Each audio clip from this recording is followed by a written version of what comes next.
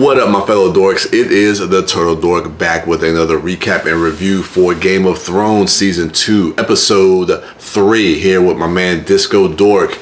So, let's go ahead and get into this episode coming off of the Nightlands. I think that's what season, Episode 2 was called. So, Season 2, Episode 3. What's the name of this episode we have? What is dead may never die. What is dead may never die. I think this is a reference to Theon and the Iron Islands, they're saying. Directed by Alec Sakharov.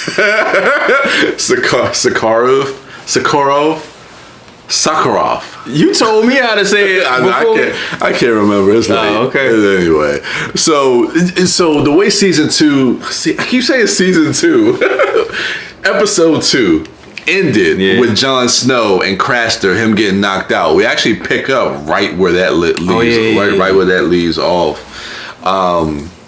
With him going back to Craster's place, Lord Commander Mormont takes him out.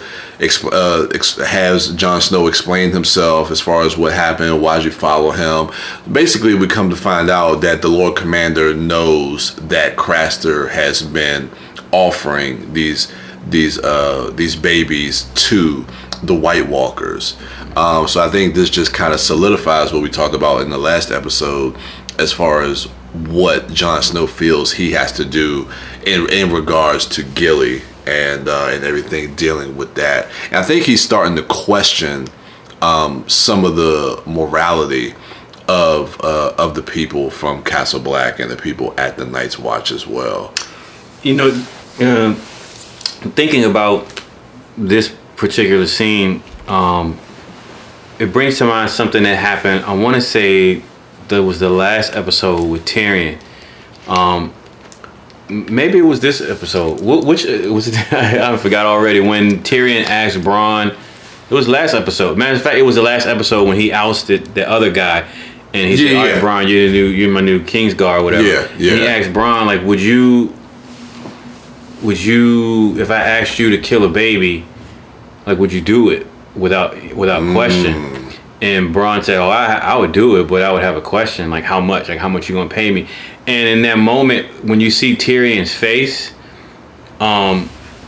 you could see like that his response shook him. And earlier in that episode, Tyrion said, "Look, I know the game. I know how it's played. I'm not Ned Stark." So the reason why Tyrion's look in that moment was of note to me is because this is someone who knows the game. He knows. He's been in King's Landing before. He's a Lannister. He's dealt with people. He knows how shady people can be. He knows himself. He knows Littlefinger. He's, had dealings with the Spider. So he has seen and done all manner of stuff, right? Mm-hmm. But yet, like, here's a situation where even Tyrion's caught, now with... So it reminds me, and I say all that to go back to this scene in episode 3, in that Jon Snow, Mormont, he understands what's going on. Like, he understands, all right, in order to win this war, you got to side with people who do things like this. Yeah. And in this particular scenario, Jon Snow is also, he's getting this, he's had this moment of, damn, like, is this what I signed up for? Is this what I signed up for? This can't be life. Like, you know what I'm saying? Like this, like, you okay with this? And so for me, it's like these two people having this realization. I thought I knew this world that I was a part of. I thought I knew the extent to which man will do, certain things or carry out certain things or whatever. And so you have both these two people, both Jon and Tyrion, have a realization that, damn, like I thought I knew the game. Like the game is messed up. And so I don't know. I find that moment to be really interesting for Jon, because it's only going to get worse for him. Like, as far as the things that he sees and the choices that he himself are going to have to make and stuff like that. So it's interesting to see, like, it it play out in this scene right here. Yeah. Then we kind of get, there's a lot of scenes there's a lot of story happening between a lot of different characters. So the next thing I want to talk about is the introduction of one of my favorite characters. I'm pretty sure yours too, Brienne of Tarth. She's awesome. And so we get, there's a battle, and she's having a joust, a duel with Sir Loras Tyrell. And this is Renly Baratheon, who is watching this joust with his queen, who we're also introduced to Margaery Tyrell, who is the brother of Loras Tyrell as well, played by Natalie Dormer. She's the sister. What did I say? The brother. She's a brother. She a bad brother. Yeah, because she is bad. Natalie Dormer. So we get introduced to Margaery and Brienne of Tarth, and I thought this was just a great scene because I totally forgot that this is how Brienne was introduced. Me too. And we see right off the bat, and we talk about Brienne a lot, how loyal she is, and that loyalty, and how that loyalty plays throughout her being on this series, starting with Renly, then spoiler alerts when something happens to Renly, and then her loyalty goes to Catelyn, and how she keeps these promises. And I don't want to get too far ahead of myself, but basically what I'm saying is just we see that in this scene with the fact that when she wins this joust against Sir Loras, he says to her, I'll grant you anything that you want, and she wants to be on the king's guard to protect her king, Renly. And you see that in this scene. So I just thought that was just an awesome moment, awesome introduction for her character. Yeah, and the fact that her meeting Catelyn at this juncture in the story is a real important meeting of characters, because something that she's going to do. I'm pretty sure in the next episode, as far as when the next couple of episodes, when she's going to make a vow to Catelyn that would have significant ramifications throughout the rest of the series. Absolutely. And we also start to see this alliance for when Catelyn Stark comes to visit Renly Baratheon as well, with this alliance trying to form so they can try to overthrow the Lannisters. And so having that, like you say, we have that moment between Lady Stark and Brienne of Tarth, and the conversations that she's having with Renly as well. So there's just a lot that's going on in that scene that I think is really just starting to set up a lot of stuff that's going to come later on in the season with this war between the Starks and the Lannisters. Yeah. What do I have next? The Greyjoys, man. So we go back to that throne room, and we have another great scene between Balon, Theon, and Yara. And I think with this scene right here, we're starting to see how this is affecting Theon emotionally. He's really conflicted now, I think, because of the loyalty he has to the Starks. Yeah. Even though that but he does mention that when Robert and the Starks rebelled against the Greyjoys, Balon offered up his last son. So there's a lot of confliction that you can see with Theon, and I think this really does kind of flesh his character out a little bit more, and also makes you kind of sympathize with him, because you can see that confliction even when he goes through that ceremony to be drowned in the salt water, because he still has love for his family, and he wants that acceptance from his family, but he knows in doing that he's also going to be betrayed by the people that have taken him in the last 9 years. So I think that's a really interesting thing that they're playing with in this episode with his character. Yeah, because his betrayal, what he's going to do, that also has significant ramifications for the very least the Starks themselves, because you remember what happens when he goes back to Winterfell? Because this is why Bran and Hodor end up going on the run. That's right.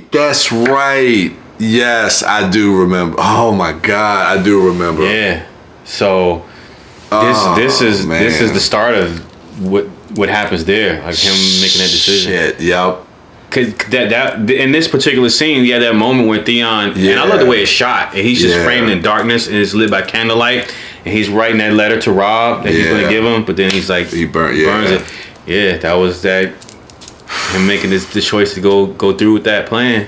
You're right. Like Theon from here on out is just going to just keep getting knocked down, and we see a lot of that. I don't want to get too far ahead, but just the past season 7, when he has that moment with Jon, when he has to forgive him because of what he feels like he's responsible for a lot of the shit that has happened to his family, to Jon's family, to Robb and everything. Jon is, yeah. I mean, he's had, and a lot of people give Theon a lot of shit. I've seen this online and on YouTube and some other videos. A lot of people don't like Theon. You know, the Reek, whatever you want to call him. You know, they think he's a punk. They think he's all this stuff. But I tell you, man, throughout this series, he's had an interesting arc that has come kind of 180.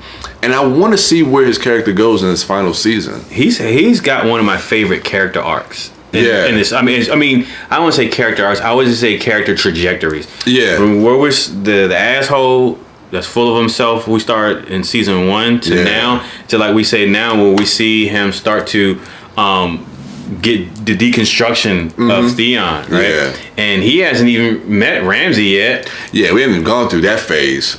so he's about to get even lower than where he. So he goes through that phase, and then the Reek, and then where we see him in the current season, him trying to find some semblance of, who he can be, as opposed to what he used to be and what he's gone through. So I don't know, like he's got, because at the end of the day, it can only go two ways. It just gets worse for him, which it doesn't seem like the show is going that way, or he's gonna redeem himself in some way. In some way. And that moment, I feel like it's gonna be so gratifying because of all the shit that he's going through. Absolutely, that's the way I feel too, and it's going to be gratifying for him, and I want to see that, even if that redemption ends with his death. I think it's still going to be something gratifying for the audience. Circe and Sansa, I call it the family dinner. God damn, man. Man, Circe gives no fucks, man. Like, come on, dog. Like, like her father just died, and her family is at war. And she got her kids. She got Tommen and Marcella there, and she's just like, just like how you said with Tyrion. She loves these and at this point in the series, where Sansa is, this isn't the Sansa that we know from season 7. This is very like timid, very meek Sansa, and but also still like spoiled and entitled too. Yeah, true. But man, she's just throwing jabs and just talking about Robb Stark might die and all this other stuff, like, and asking her kids, like, well, do you want that? Like, how do you feel about that? Like, do you want them to kill her brother? It's like, she's sitting right here. Man, and you know what? Sophie Turner, she plays, particularly this scene, she plays. Actually, you know what? I want to see these last couple of episodes. Yeah. She plays Sansa so well. She's got to do these. There are several instances where an asshole kid will say something like that. Ask her a dumb question, and something that's hurtful to her, or Circe will say something hurtful to her, and she's got to suck that shit up and put on this front. Yeah. She did it in the first episode when Tyrion asked her about Joffrey. No, I'm loyal to Joffrey. I'm happy. And in this particular scene, in this episode, when she does that, you could see her. You can see the tears. Like, you see the tears in her eyes. Like, they aren't necessarily rolling down her face as of yet.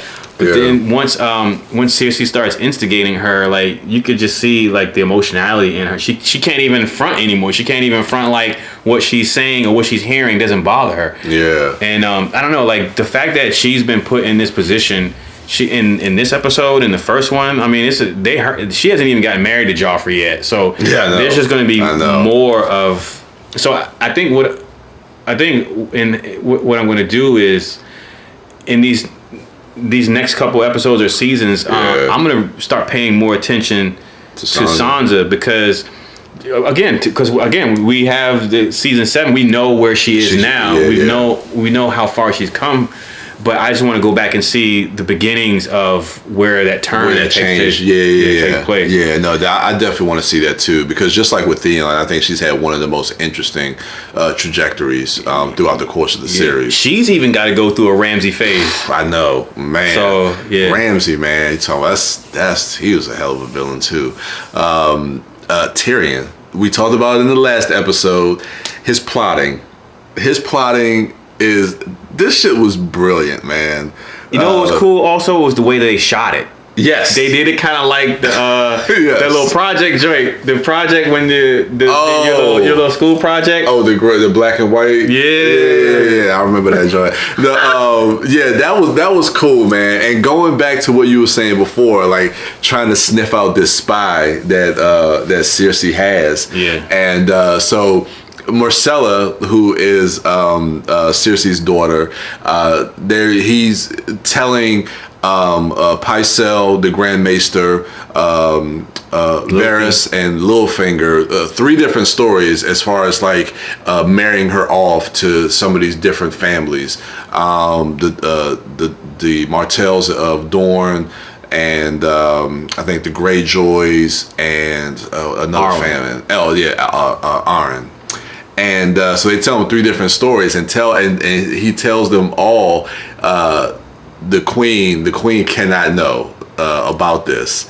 So knowing that one of those people is going to run their mouth. Yeah. So when the queen comes and says, "You said you're going to sell Marcella off to the Dorne," and he's like, "Oh, okay. So I know who the snitch is." Yeah. And just the way that whole sequence played out with him telling each individual, and then the scene with Cersei, and then when he finally goes to Pycelle, the Grand Maester, who we find out is the snitch, and then that whole sequence, just brilliant. That's just a brilliant sequence of events. It goes to your point again.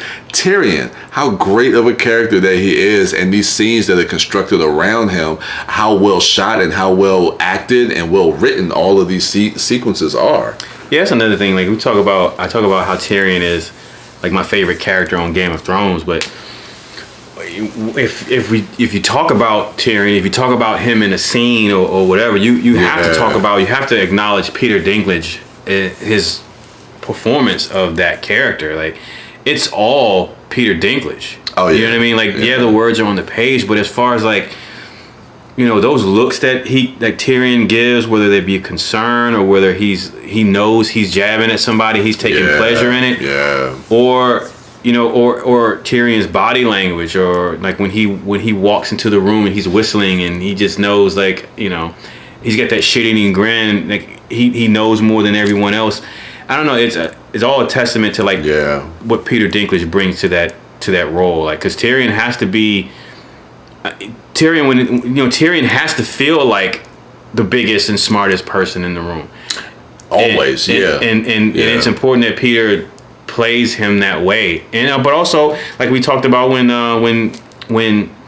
Cersei is able to say things that actually hurt and affect him. Yeah, and how he responds to that, and you can feel that through his performance. Yep, and his interactions with Shay. We can talk about Shay too, right? Because in this episode, because this is when she's getting a little bit of cabin fever. And Tyrion has the idea of, all right, I can't keep her in this room, so I'll have her be a handmaiden to Sansa. Lady Sansa. Yeah. So they have their first exchange and encounter when they meet, and I thought that was a really I enjoyed that scene too, because one, this is where I say where Sansa is still spoiled and entitled. You kind of get a sense of that in this scene where she's, firstly she's a bit flustered. She's coming off of that fucked up dinner date with Cersei and her 2 kids.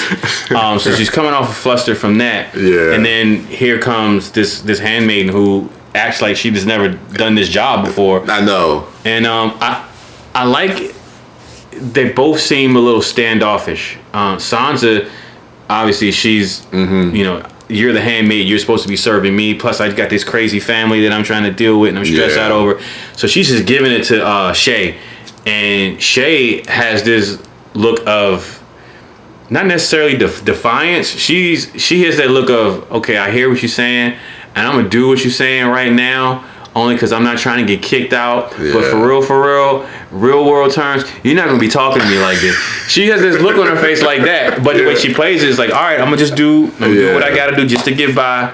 But you have two women basically doing the same thing. Yeah. I'm just gonna play this part for survival, basically. Yeah, and like my life depends. They're kind of reading each other a little bit too. Yeah. Saying how far they can go, or like just trying to figure out, just trying to read the room and read each other's personalities a bit. So yeah, you can definitely see that between the two of them. And I totally forgot that this happens. Yeah, so me I'm too. Curious to see what comes of their relationship or friendship or whatever comes from that. Yeah, Marjorie and Renly.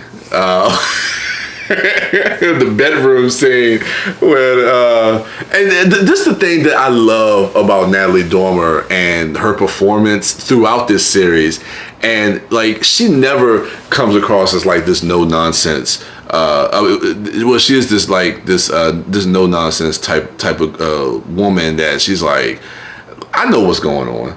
You know what I'm saying? Like, you ain't got to hide from me. It's like, all right, it's I don't know if it's their wedding night, but she's coming in the room and no. So in the scene prior to that, it was mentioned that they've been married. I want to say either 3 weeks or 3 months. Because remember, he said it's funny that he said your people are talking about you behind your back. That's right. You've been married for 3 weeks and your bride is still a virgin.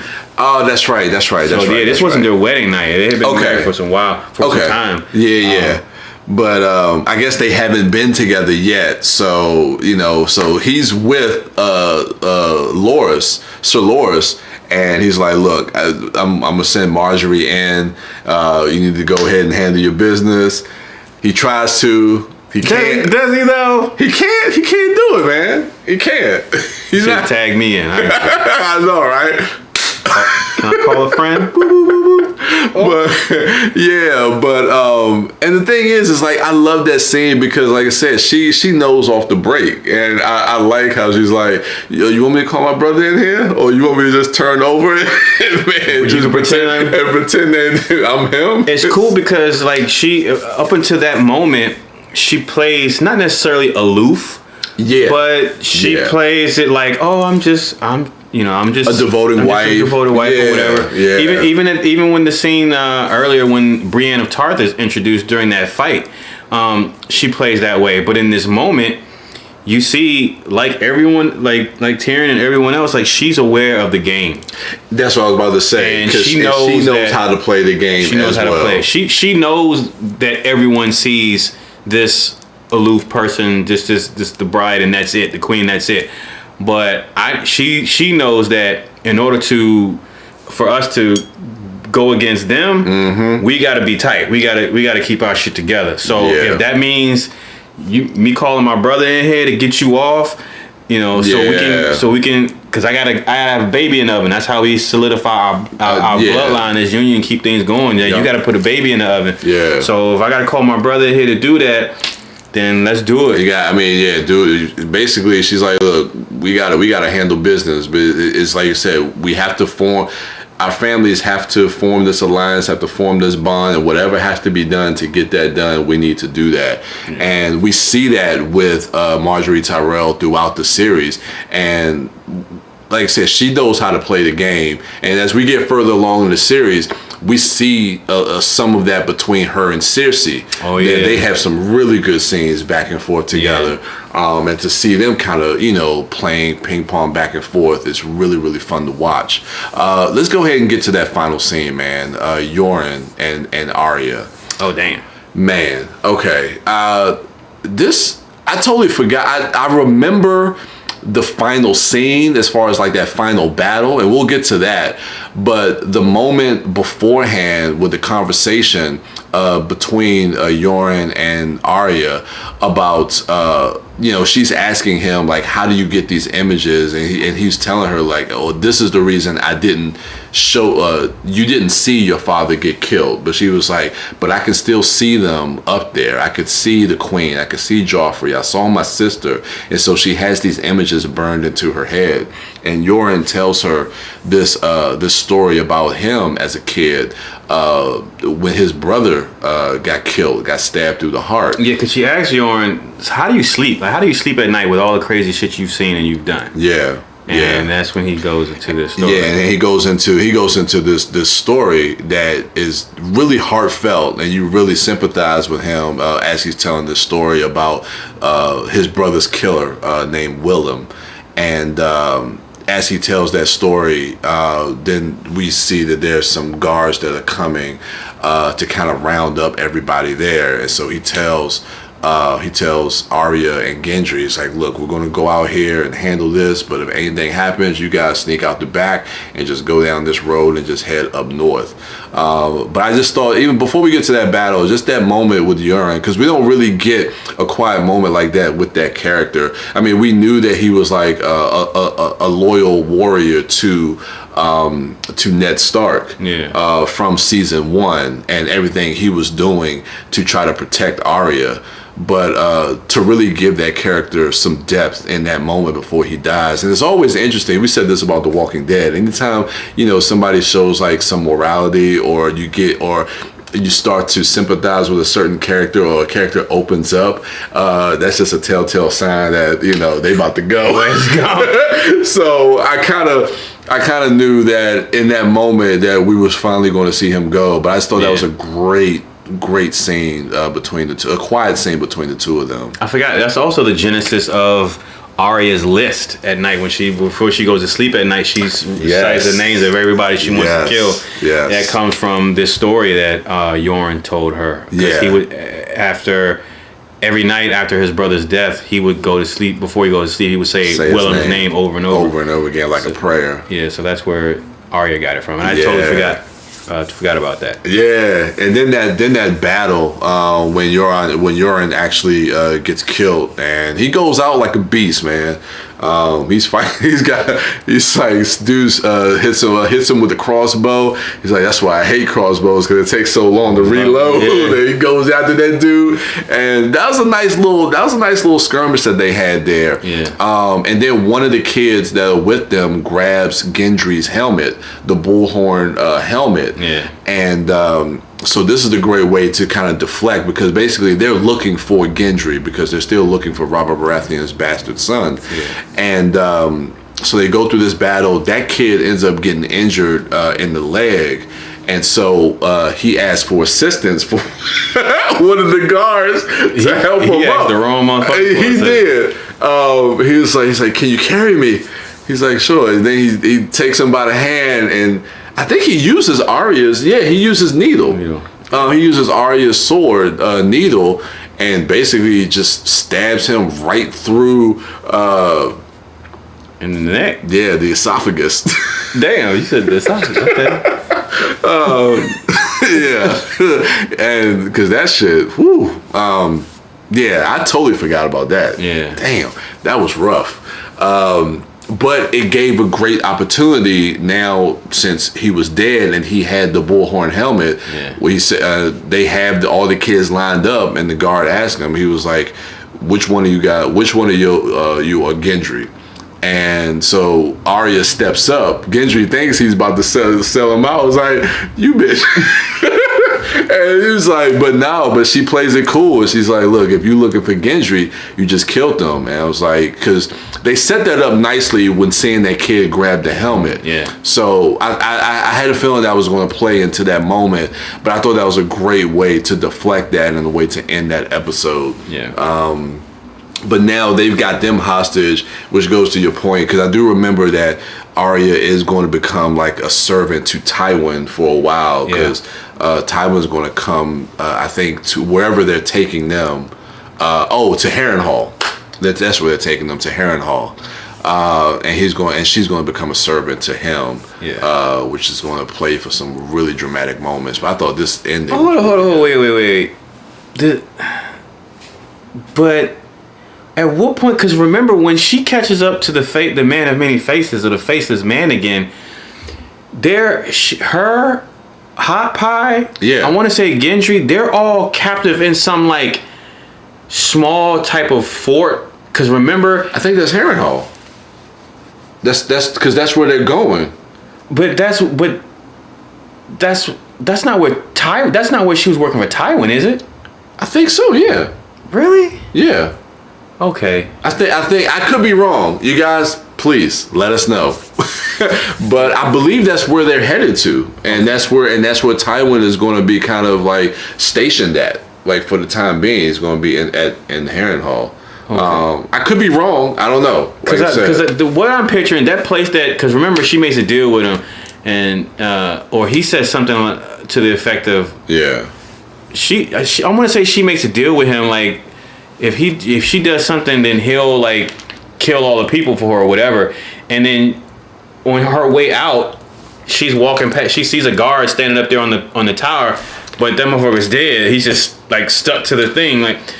You know what I'm talking about? They just walked out. It's like nighttime. It's like a nighttime scene. They just walked out of it. They walked out of the front gate because the man with no face is like he killed everybody. Vaguely. Was that this season? Season 2?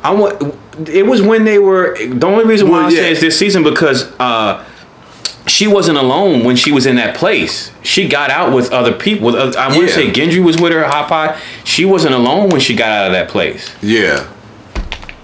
Yeah, I don't know, man. All right, I guess we'll find out. Next episode. Tune in next time.